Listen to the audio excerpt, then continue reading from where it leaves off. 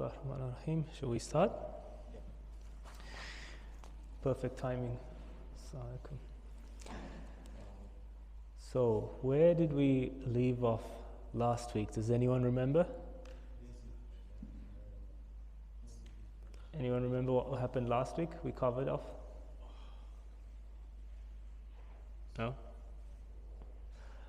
We covered the Prophet ﷺ entering Yathrib at the time, now Medina, and how he entered the situation. And we also covered off about this great Sahaba and his story, and we kind of went a bit ahead in time. One thing that before we start, kind of want to talk to you about is that when we started the Seerah at the very beginning, I said that I hope to make it a journey back in time where you can spend time with the Prophet ﷺ and the Sahaba.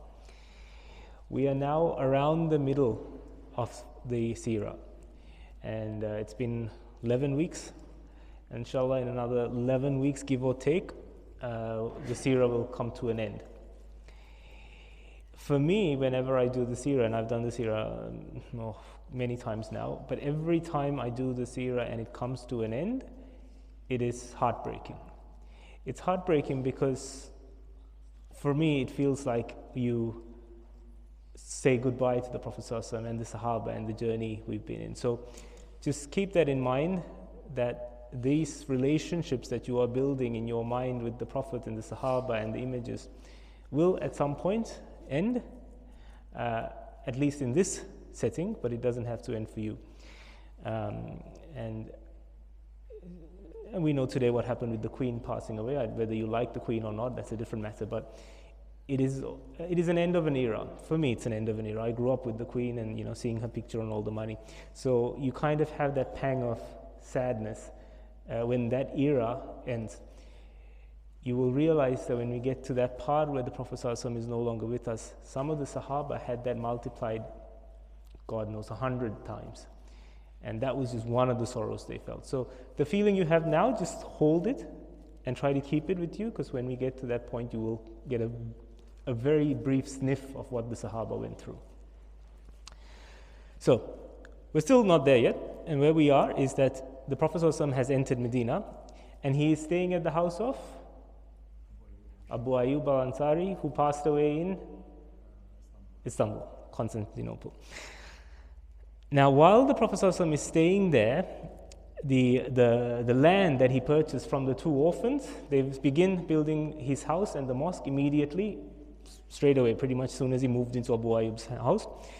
And the mosque comes into completion. Now, if you've been to Medina, they have a little model. They have a museum, and you can go to the museum, you can see a model of the Prophet ﷺ's house. It's literally a brick wall, and it's approximately 64 meters by 64 meters. That was it, and then part of it was covered by palm leaves.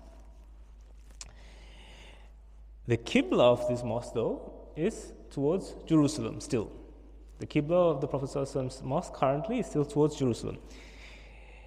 Now, shortly after the Prophet ﷺ did the Hijrah and has moved to Medina, the first verses of Surah Baqarah are revealed. So Surah Baqarah is revealed in Medina. The entirety of Surah Baqarah is in Medina. Now, the first couple of verses of Surah Baqarah talks about the meaning of fearing towards Allah, the God-fearingness. But the next couple of verses that are revealed hint at the possibility of trouble coming the Prophet ﷺ and the Muslims' way. And this trouble is a new trouble. This is not a trouble that the Muslims and the Prophet ﷺ experienced in Mecca. In Mecca, the Muslims had to deal with the mushrikeen, the polytheists, right? And everyone, they were not hiding, they were mushrikeen, so you could see it. But in Medina, the new problem that the Quran was pointing to was the problem of, anyone know? Munafiqeen. The hypocrites. This is a new problem. The Prophet ﷺ is not used to this problem because, like I said, in Mecca, you knew who your enemy was and they had no shame hiding it. But in Medina, you don't know who your enemy is anymore. They're all claiming to be Muslims, but they're not, and they're actively undermining the Prophet ﷺ. Now, the Jewish tribes of Medina Remember there was 3 Jewish tribes? Anyone know the names? Banu Qurayza. Yes. The 3 Jewish tribes, some of the Jews in those tribes didn't like what was happening. Despite the fact that they had the same protections as the Muslims, they had the right to practice their religion and their lifestyle. Pretty much their lifestyle really didn't change. But what changed was them being the top dog, them having the monopoly of economic monopoly and the political monopoly in Medina. Suddenly, they went from right up there to the same level as the Aus and Khazraj. They didn't like that.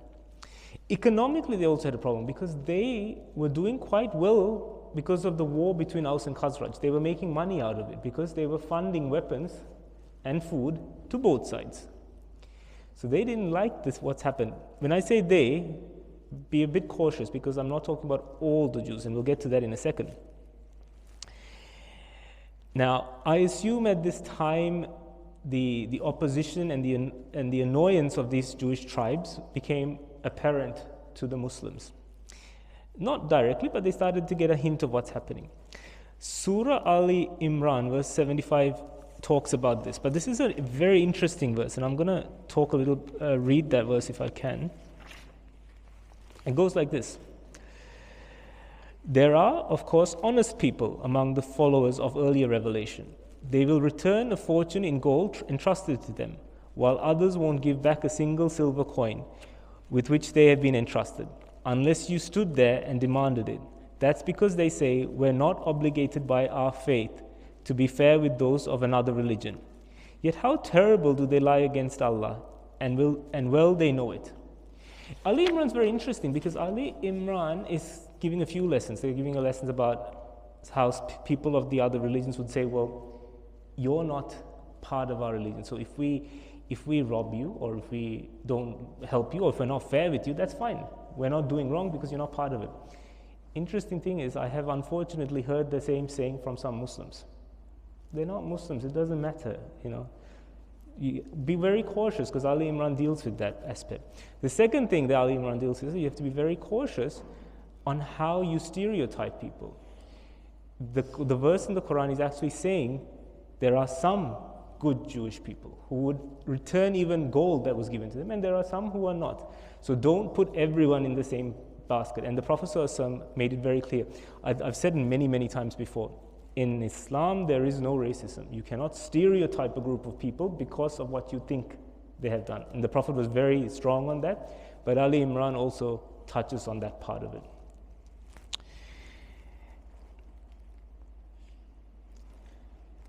Now, that said, there were Jewish elders from these tribes who were actively trying to bring back the old system.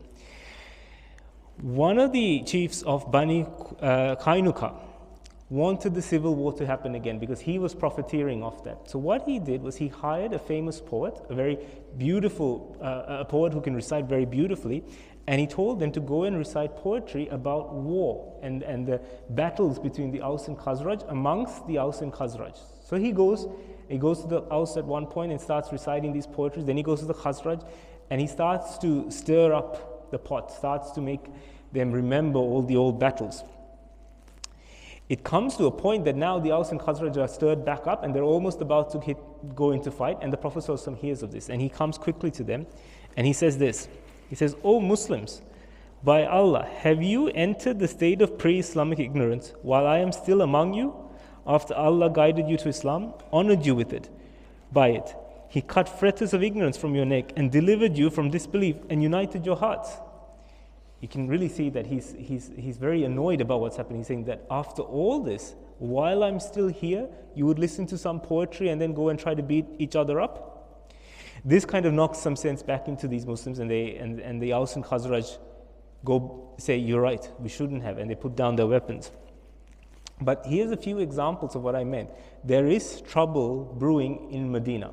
It wasn't how I initially thought when I read the Seerah, that they leave Mecca and everything was perfect. There was trouble brewing in Medina as well, but this trouble you couldn't see as well as you could see in Mecca.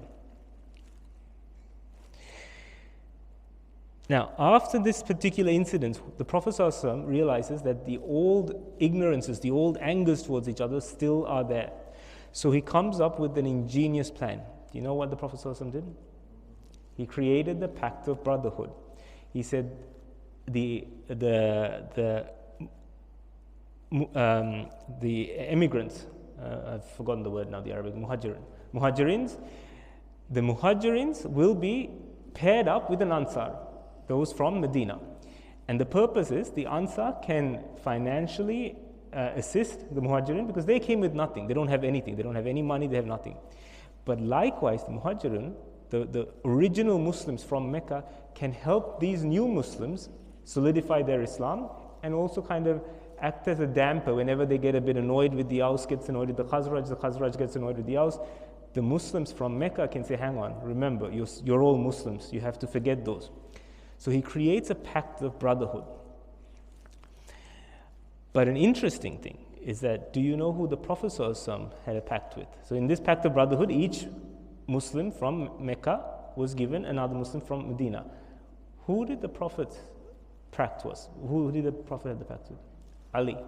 Now, this is one thing that the Shia is trying to point to, and they say, well, the Prophet ﷺ had a pact with Ali, and therefore there's a significance there. And yes, there is a significance, but at the same time, the Prophet ﷺ asked Hamza to have a pact with Zayd, who were both from Mecca. So I'm not sure the rationale. The book doesn't go in behind the rationale as to why the Prophet ﷺ had a pact with Ali and he made Hamza have a pact with Zayd. But all the other Meccans had a pact of brotherhood with someone from Medina.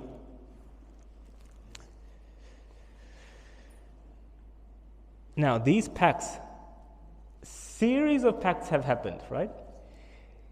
How many pacts are we talking about at this stage? Does anyone know how many pacts we're talking about?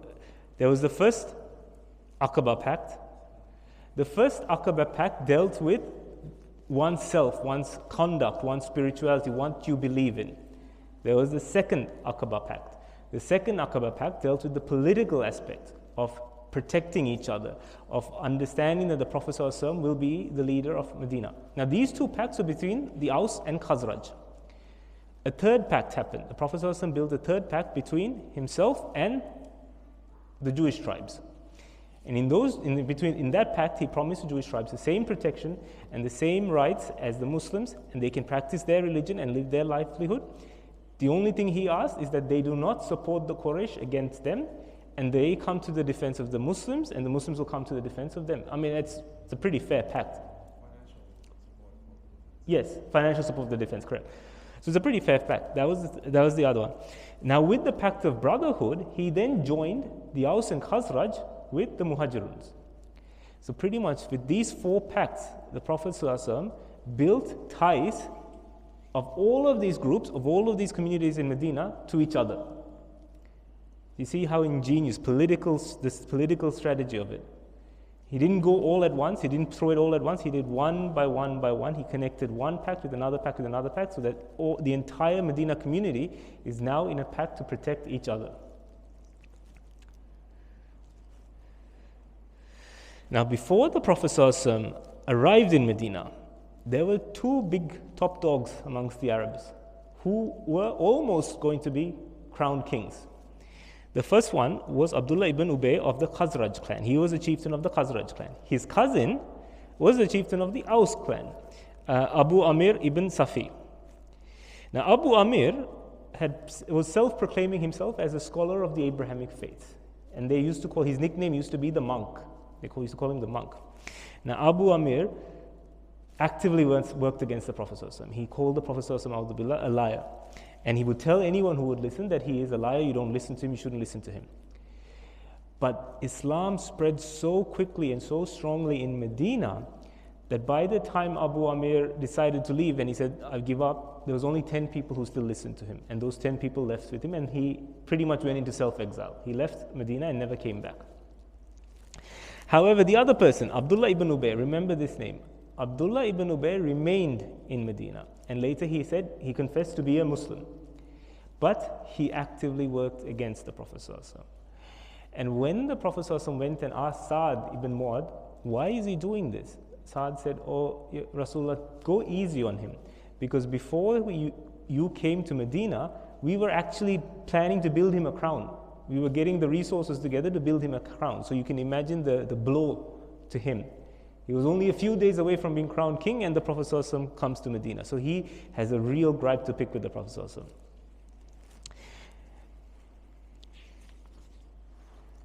Now, Abdullah's children, though, Abdullah ibn Ubay's children, however, become very strong Muslims, and they become great Sahabas, and they stay with the Prophet ﷺ. His son also fights at the Battle of Badr. The battle that Abdullah ibn Ubay actually refuses to fight in, he fights in that battle. Now I'm going to diverge a little bit and kind of go back in time. Around this time, there's a particular Sahaba, and he's one of my favorite Sahabas. He comes into the picture. Anyone know who he is? I'll be impressed if you can guess. Now, you haven't heard of him before. It's the first time he comes into the story of the Seerah. Salman al-Farsi. I love Salman al-Farsi. His story is not only amazing, he's a great storyteller because he actually narrates his own story. And he has all this knowledge, and he has gone all over the world. So I will read to you his story. The reason I say we go a bit back in time is because the first time he actually met the Prophet ﷺ was at Kuba. And then later he met the Prophet ﷺ again around this time in Medina. So it's two meanings. But I will read to you Salman al-Farsi's story from his own words as he said it. It goes like this. I grew up in the town of Isfahan in Persia, in the village of Jayan. My father was a dikhan, or chief of the village. He was the richest person there and had the biggest house. Since I was a child, my father loved me more than he loved any other. As time went by, his love for me became so strong and overpowering that he feared to lose me or have anything happen to me. So he kept me at home, a veritable prisoner in the same way that young girls were kept. I became devoted to the Magian religion, so much so that I attained the position of custodian of the fire which we worshipped. My duty was to see the flames of the fire remaining burning and that it did not go out for a single hour, day or night. My father had a vast estate, which yielded an abundant supply of crops. He himself looked after the estate and the harvest. One day he was very busy with his duties as dikhan in the village, and he said to me, "My son, as you see, I'm too busy to go out to the estate now. Go and look after matters there for me today." On my way to the estate, I passed the Christian church, and the voices at prayer attracted my attention. I did not know anything about Christianity or about the followers of any other religion throughout the time my father kept me in the house away from people. When I heard the voices of the Christians, I entered the church to see what they were doing. I was impressed by their manner of praying and felt drawn to their religion. By God, I said, this is better than ours. I shall not leave them until the sun sets. I asked and was told that the Christian religion originated in Ashams, which is Greater Syria, and I did not go to my father's estate that day, and at night I returned home. My father met me and asked what I had done. I told him about my meeting with the Christians and how I was impressed by their religion. He was dismayed and he said, "My son, there is nothing good in that religion. Your religion and the religion of your forefathers is better." "No, their religion is better than ours," I insisted. My father became upset and afraid that I would leave our religion. So he kept me locked up in the house and put a chain on my feet. I managed, however, to send a message to the Christians, asking them to inform me of any caravan going to Syria. Before long, they got in touch with me and told me that a caravan was headed for Syria. I managed to unfetter myself and in disguise accompanied the caravan to Syria. There I asked who was the leading person in the Christian religion and was directed to the bishop of the church. I went up to him and said, "I want to become a Christian and would like to attach myself to your service, learn from you, and pray with you." The bishop agreed, and I entered the church in his service. I soon found out, however, that the man was corrupt. He would order his followers to give money in charity while holding out the promise of blessings to them. When they gave anything to spend in the way of God, however, he would hoard it for himself and not give anything to the poor or needy. In this way, he amassed a vast quantity of gold.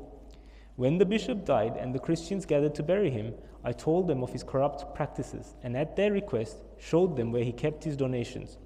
When they saw the large jars filled with gold and silver, they said, "By God, we shall not bury him." They nailed him on a cross and threw stones at him. I continued in the service of the person who replaced him. The new bishop was an ascetic who longed for the hereafter and engaged in worship day and night. I was greatly devoted to him and spent a long time in his company. After his death, I attached myself to various Christian religious figures in Mosul and Nisbis and elsewhere. The last one had told me about the appearance of a prophet in the land of the Arabs who would have a reputation for strict honesty, who would accept a gift but would never consume charity for himself. A group of Arab leaders from the Kalb tribe passed through Amuriya, and I asked them to take me with them to the land of the Arabs in return for whatever money I had. They agreed, and I paid them. When we reached Wadi al-Qura, a place between Medina and Syria, they broke their agreement and took my money and sold me to a Jew. I worked as a servant for him, but eventually he sold me to his nephew, who belongs to the Banu Qurayza tribe. This nephew took me with him to Yathrib, the city of palm groves, which is how the Christian at Amuriya had described it. At the time, the Prophet ﷺ was inviting his people to Mecca and Islam. I did not hear anything about him then because the harsh duties which slavery imposed on me. When the Prophet reached Yathrib, after his hijrah from Mecca, I was in fact at the top of a palm tree belonging to my master doing some work. My master was sitting under the tree. A nephew of his came up and said, May God declare war on the Aus and Khazraj. By God, they are now gathering in Kuba to meet a man who today has come from Mecca who claims he is a prophet.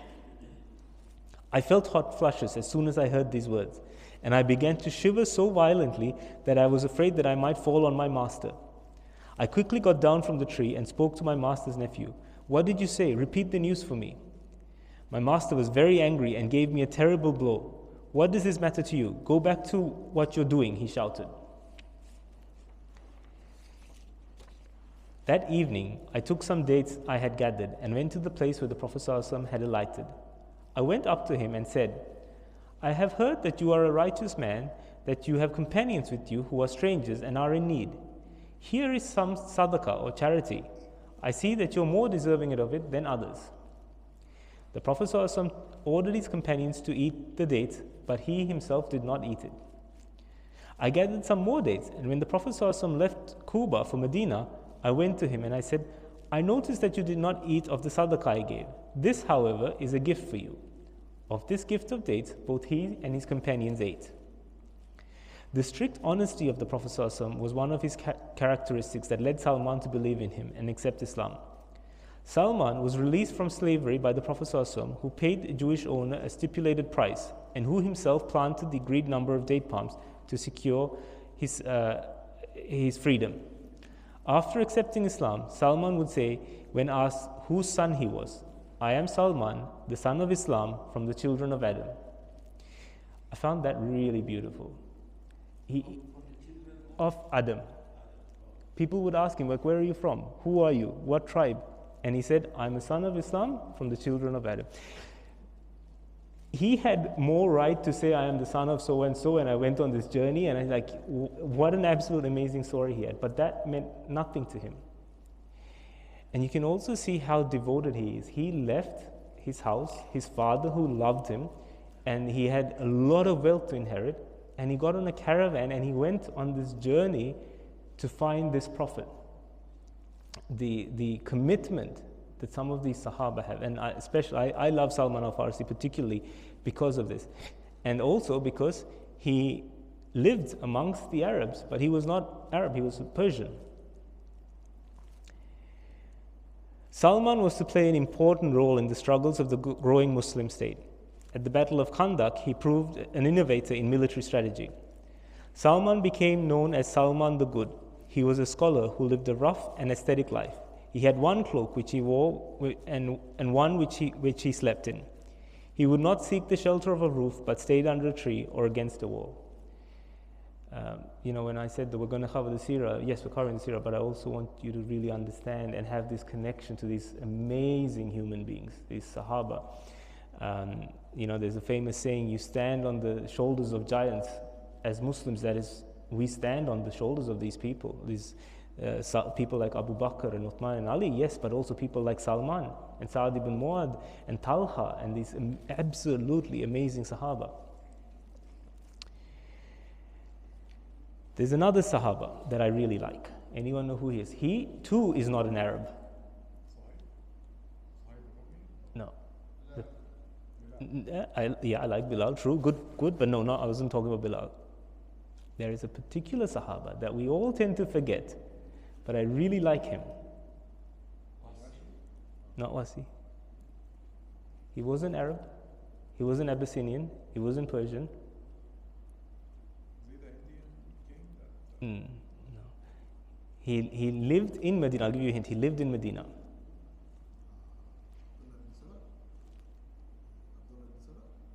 Okay, here's a big clue. No, a big clue. He was from Banu Qainuqa. Hussein ibn Salam.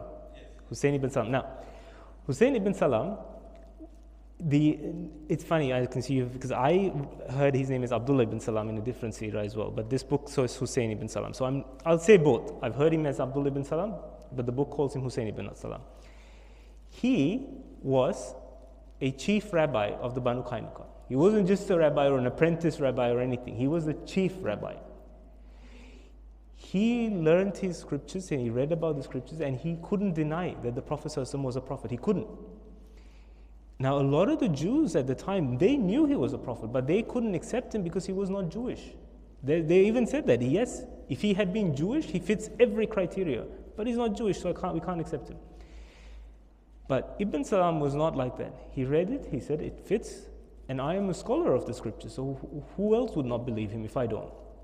So he comes to the Prophet ﷺ and tells him, I accept Islam, and he becomes a Muslim. Now the Prophet ﷺ and Hussein / Abdullah, let's call him Ibn Salam, have a conversation about how they can tell the people of Banu Qainuqa about Islam. And he says, Ya Rasulullah, what I will do is I will hide behind a curtain. You invite my people for a feast. The Prophet ﷺ invites them to a feast, and while they're eating, the Prophet says, Ibn Salam, what do you have to say about him? Hussein ibn Salam, I've heard about him, what do you have to say? And they say, oh, him? He is the best amongst us. He is our chief rabbi. He's the most learned, he's the most pious, he is of the best character. You can't find anyone better than him. And Hussein steps out of the curtain and he says, I've heard what you said. Then, O people, O Banu Qainuqa, listen to what I have to say. Accept Islam. He is the Prophet. And they immediately turn on him and say, you're the worst of us. You're useless. We always knew we couldn't trust you. And they flip on him. The reason I like this Sahaba is because you have to understand his courage. To go from the chief rabbi, to throw it all away, to have his people shun him, just because he saw the truth and he believed in the truth. And this is an example I give that unfortunately I hear people talk ill of, Jews in general, unfortunately, right? The reality is Hussein ibn Salam, yes, he became a Muslim in religion, but his ethnicity was still Jewish.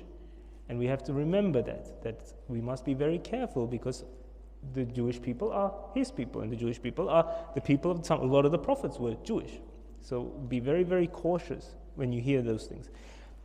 But he is, in my opinion, probably one of the bravest Sahaba, to throw everything he had, every reputation, everything, and be completely expelled from his people, but he still stood for the truth. Who? Yeah. And there was a lot of Jews who became Muslim as well. There was a lot of Jews from the Jewish tribes that became Muslim. Now, around this time, so we're now talking about 13 years after the revelation has come, right? So about 13 years after. One night, a Sahaba by the name of Abdullah ibn Zayd al-Khazrawa had a particular experience. And anyone know what that experience was? He had a Yes. Abdullah has a dream that in his dream the azan is called and people come to the mosque to pray. He goes to the Prophet ﷺ and tells the dream, and the Prophet ﷺ says, this is a true dream. And thus, the azan is established.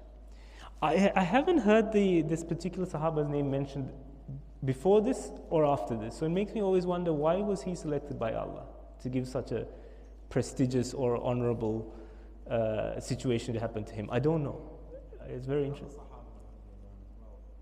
I think I've heard that as well, that it was later confirmed by Sayyidina Umar. But he had the dream first, and he told the Prophet ﷺ, and he said it was a true dream. It's interesting. Remember, there was another Sahaba we talked about a few weeks ago that most people didn't know, I haven't heard of, but he was of such an elevated status that he was bodily taken up to heaven, and he was a slave. This is the thing with the Seerah. It's very interesting. We know about all these great Sahaba, Abu Bakr, Uthman, Ali, all these big ones. But there were so many small Sahaba that even in our eyes, they don't seem great. Even in their time, they weren't. But in the eyes of Allah, they were incredible.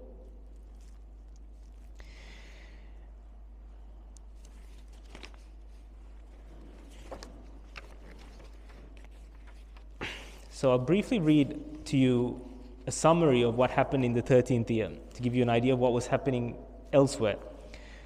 Over the next several months, the Muslim community established its daily routines. Prayers are conducted 5 times every day. Fasting is prescribed during the month of Ramadan, and many injunctions of what is halal and what is haram are revealed in the Quran.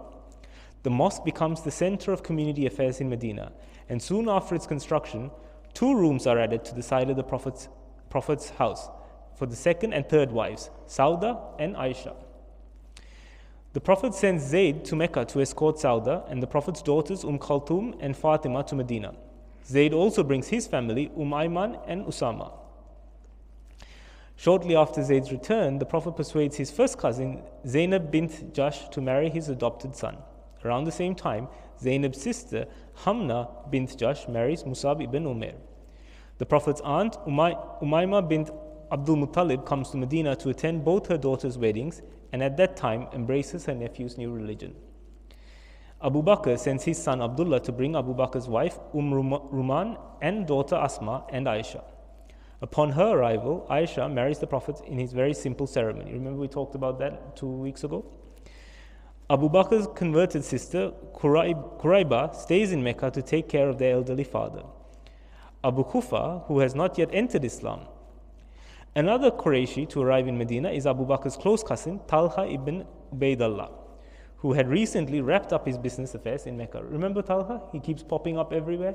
He is the one who met Uthman, and they embraced Islam together after talking to Abu Bakr. He is the one who was coming when Abu Bakr and the Prophet ﷺ were migrating to Medina. They met a caravan coming from Syria, and they gave him new clothes. Same Talha. He will pop up a lot in the Seerah. Despite the relative security in Medina, life in the oasis presents its own set of challenges. Several months after the Hijrah, an epidemic breaks out. A number of companions, including Abu Bakr and Bilal, suffer from a temporary debilitating fever. How many of you guys have actually been to Medina? A quick show of hands. Actually been to Medina? Am I right in saying, for me at least, when I remember when we got to Medina, it was in the night, and the van stopped, and I stepped out, and I kid you not, that place I felt like home. Has anyone felt that way? You step out to Medina and you feel immediately like you belong there. Like this is home. And everyone, I drove to, but everyone I have talked to has actually said this. Now there is a reason for this. The reason is that during this time, epidemic was happening, and the Sahaba were getting sick, very sick.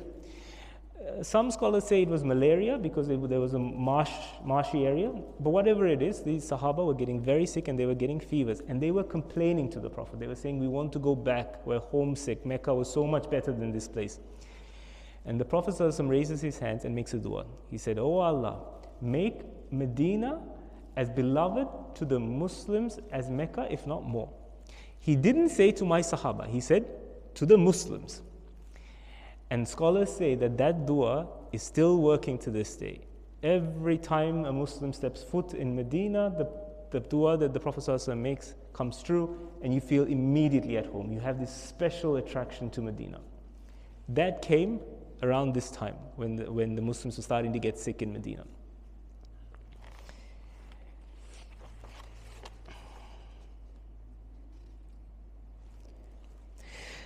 Now, with the revelation of Al-Hajj verses 39 to 40, a significant change happens. Anyone knows what happens? Surah Al-Hajj, 39 to 40. I'm not going to read it, but if you know the Quran, do you know what's happening? The revelation, Surah Al-Hajj 39 to 40, gives permission for the Muslims to take up arms now, to defend themselves, but also to take offensive action in order to defend themselves, to take offensive missions in order to defend themselves. This is big, because right up till this time, all this time, so 13 years since the revelation, for 13 years it has been, do not take up arms, turn the other way. And I think a few weeks ago I actually talked about some of the surahs. This time, Al-Hajj says you are allowed to take up arms. You can really see how the Muslims are now evolving into a political player in the area. With this revelation, the Prophet ﷺ dispatches several teams of Muhajirun to intercept Quraysh caravans and capture them. Now, a big criticism that people have, Orientalists, that's called people who oppose Islam, say is that, isn't that bad? Raiding caravans, that's horrible, that's stealing other people's stuff. Why did the Prophet ﷺ allow this? Why did he not only allow this, why did he tell people to do this? Anyone know the answer to that? The same people who stole all their property. The answer is in the fact that in the first expeditions that the Prophet ﷺ sent to capture these caravans, it consisted only of Muhajirun. It didn't consist of the Ansar. The reason is these caravans were carrying mostly the belongings of the Muhajirun or wealth gained from selling the wealth of the Muhajirun.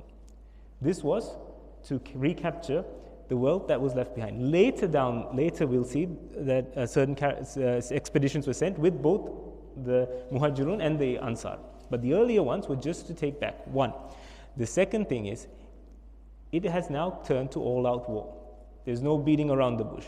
Medina is at war with Mecca. And with any sort of, you take World War II, World War I, for example, when there is all-out war, you try to get the resources of your enemy, and vice versa. This is part of battle. So this wasn't, as people say, a warlord sending out expeditions to get money for themselves. This was not this. This was war, and the first expeditions were to actually bring back the wealth that the Muhajirun had lost when they left.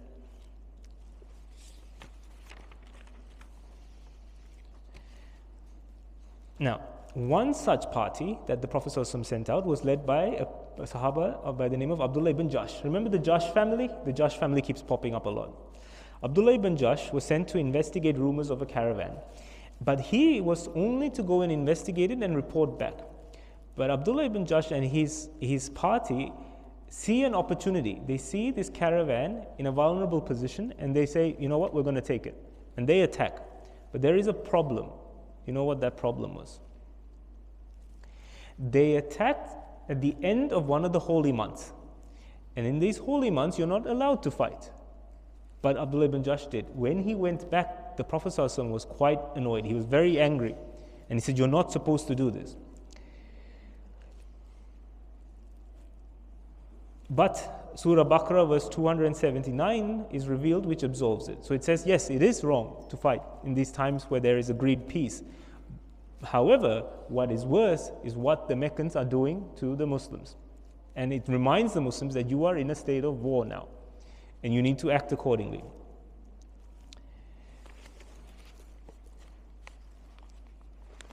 So I'll read from a text from the book about these expeditions. The early expeditions achieved considerable results for the Muslims.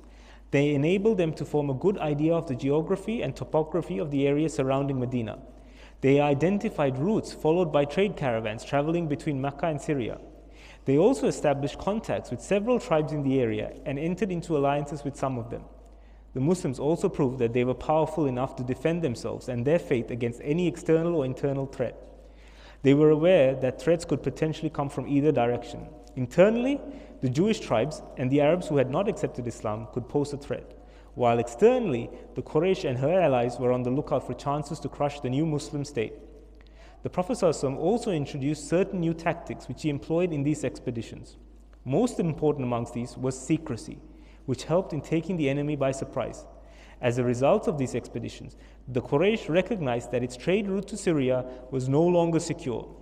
As Mecca relied on trade, such insecurity and the threat of economic siege was a restraining factor against the Quraysh in making any rash movements against the Muslims in Medina. So there's a lot to these expeditions. One, the expeditions allowed them to understand the area. Two, it allowed them to make contact with other Arab tribes and build alliances. Three, the Prophet ﷺ did something that the Arabs previously had not done. He built an intelligence system. The Arabs didn't have this before this. They actually did the opposite. They proclaimed that they're going to war and they'd be beating drums. The Prophet ﷺ didn't. He actually had spies set up in these Arab tribes that would come and send messages saying there's a caravan coming, and it was all done very secretly. And a lot of the modern warfare that we have, the Prophet ﷺ implemented back then. Yes, even in Mecca he had spies. Yes, there was a massive intelligence service that was now running. You could see how within a few months the Prophet ﷺ turned Medina into this massive military and political structure that the Arabian Peninsula was actually now quite scared of.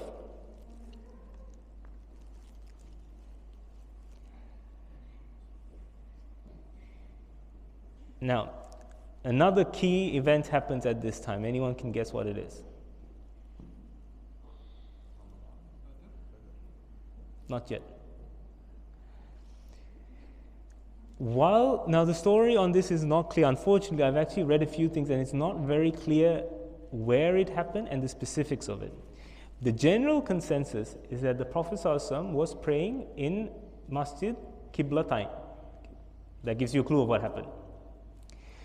To this date, they're all praying towards Jerusalem, right? Not all narrations say this, but one narration, most scholars say this is probably true, is that they were actually praying in Jamaat. They were praying together. Some say it was Asr, some say it was Maghreb prayer, some say it was Isha, different narrations, but they were praying in Jamaat when suddenly Surah Al-Baqarah verse 144 is revealed, which flips the Qibla.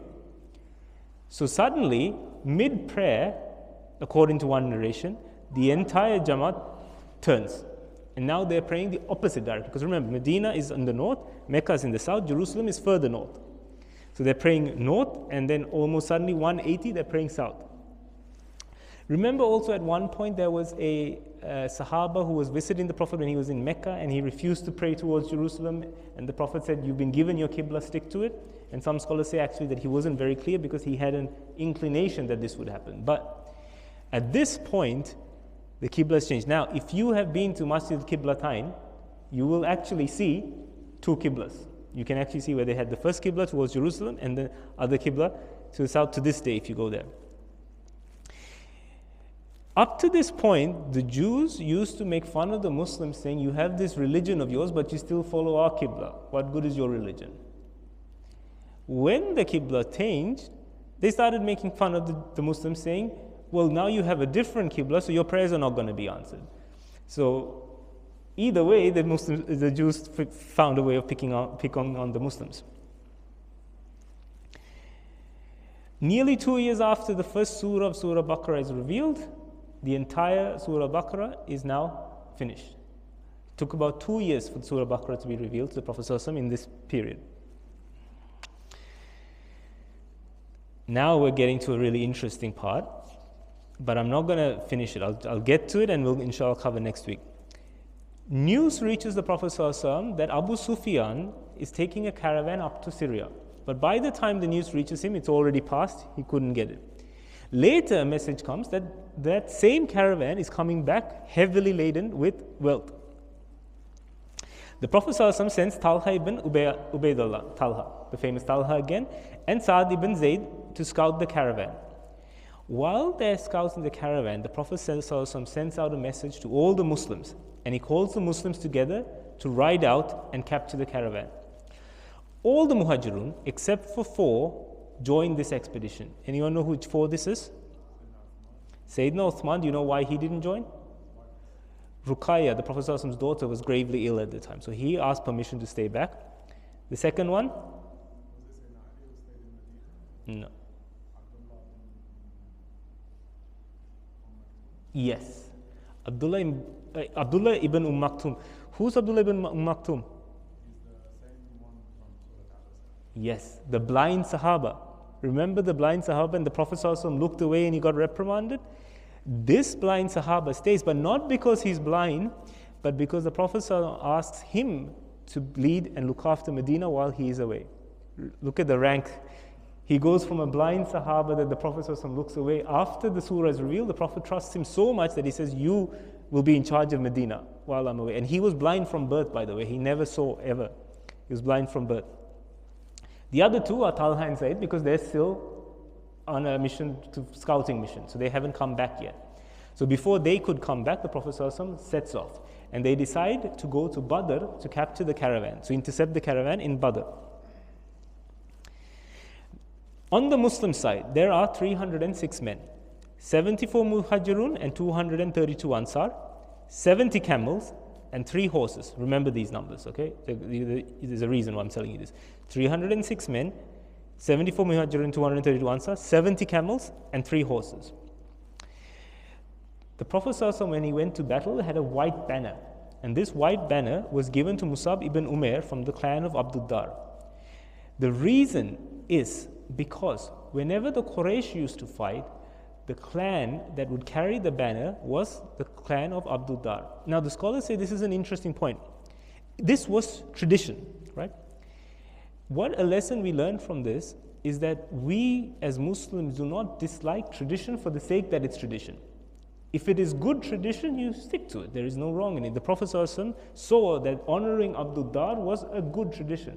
So he stuck to it and he gave the banner. But if it is a bad tradition, you don't stick to it because it's tradition. The Prophet ﷺ got rid of all the bad traditions. So tradition, I've heard a lot of people say, oh, brother, that's tradition. Just because it's tradition doesn't mean it's bad. But just because it's tradition doesn't mean it's good either.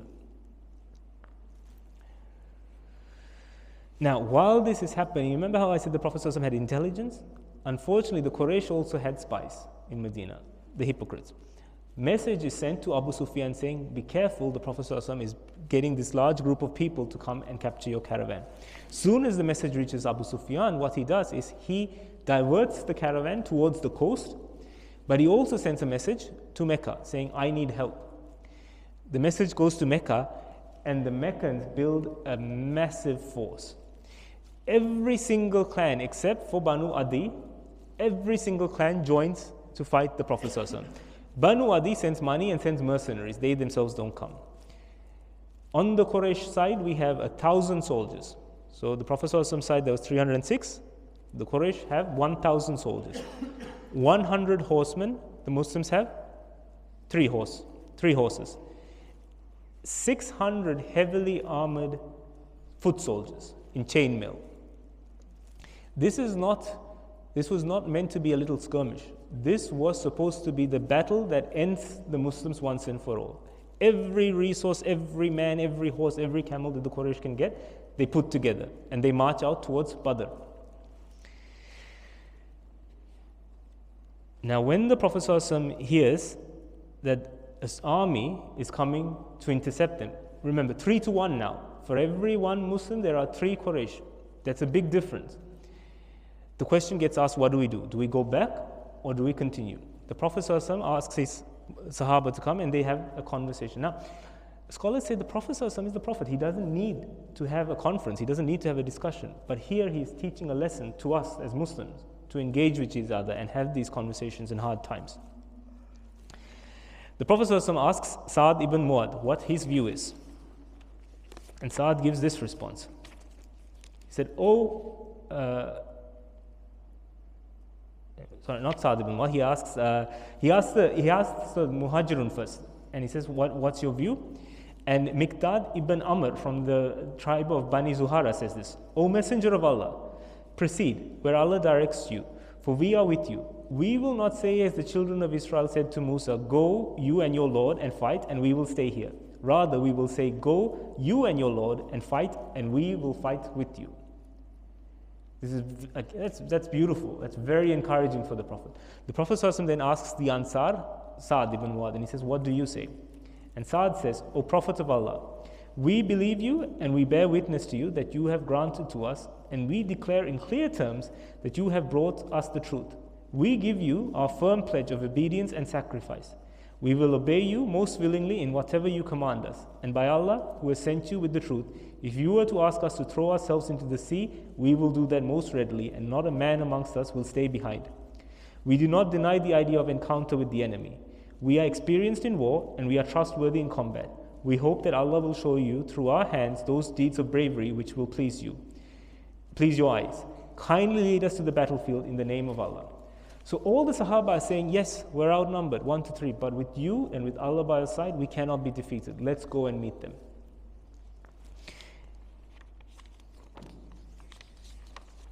Meanwhile, in the Quraysh camp, the same conversation is happening.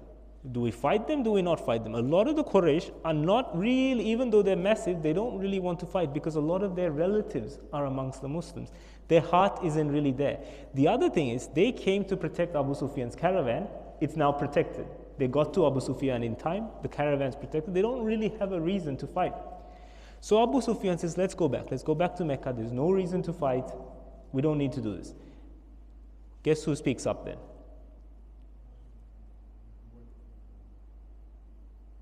The person who always stirs the pot, Abu Jahl. Abu Jahl picks up and says, no, this is our greatest opportunity to destroy these guys. We have a massive army, we have all these horses and weapons and military might of Quraysh that has never been seen before. Let's destroy them once and for all. And finally he convinces them that it is time. Sadly, amongst the Quraysh camp are the Prophet's own relatives. Some of the great ones that we know, Abbas, the Prophet's uncle. It's sad because when the Medina came and said, come with us, it was Abbas who said, we protected him, do you promise to protect him? But he's now on the Quraysh side at the Battle of Badr. The Prophet's first cousins, Aqil, the elder brother of Ali and Jafar, Abu Sufyan, Nawfal ibn Harith, these are cousins of the Prophet ﷺ. They are now on the side of the Quraysh, getting ready to fight the Prophet ﷺ. The Muslims reach the wells of Badr. So they're in the plains of Badr, and the wells of Badr are just before them, and the Prophet ﷺ gives command to set up camp. A Sahaba by the name of Hubab ibn Mindir comes to the Prophet ﷺ and says, "Oh Rasulullah, this command for us to set up camp, is it divine or is it your view?" This is interesting because the Sahaba understood the difference between the Prophet ﷺ's own view and something that was divine. If the Prophet said this was divine, that is it. No talking, no questioning, that's it. But the Prophet said, this is my own view. And Hubab says, can I suggest something better? Don't camp in front of the wells of Badr. Facing it, but actually go in front and capture the wells so that the wells are behind you. That way, we hold this valuable resource, water, and the Quraysh can't get to the wells. The Prophet says, yeah, that's a very smart move, and he tells the Muslims, pick up camp, go capture the wells so that it's behind us. When the Quraysh come, and remember, the Quraysh have a longer march, they marched all the way in heavy chainmail, they realize there's no water for them. The Muslims have captured the only source of water in that area. That night, the Muslim camp falls asleep, and it is interesting. Just before a battle, you'd imagine you don't sleep, because potentially you will die tomorrow. The stress, the anxiety. But Surah Al-Anfal talks about how a peaceful sleep falls on them, and it rains that whole night. And they wake up refreshed. Not this case with the Quraysh. They have no water, they're stressed, and they're out there waiting for the battle to happen, and their heart's not even in it because they don't want to fight. Inshallah, next week we will cover the Battle of Badr. I recommend you not miss it, because the Battle of Badr, a lot of miracles happen. It is not just a battle. And even from the Seerah, the Battle of Badr was a very, very unique battle. Inshallah, we'll stop here and give you... Unique battle or weak battle? Unique. It was a very unique battle. Also, brothers and sisters, inshallah, after we pray Isha, some of us go to Rashis to have some coffee, tea, food, whatever. If you'd like to join, please join tonight. Assalamu alaikum. I'll see you next week.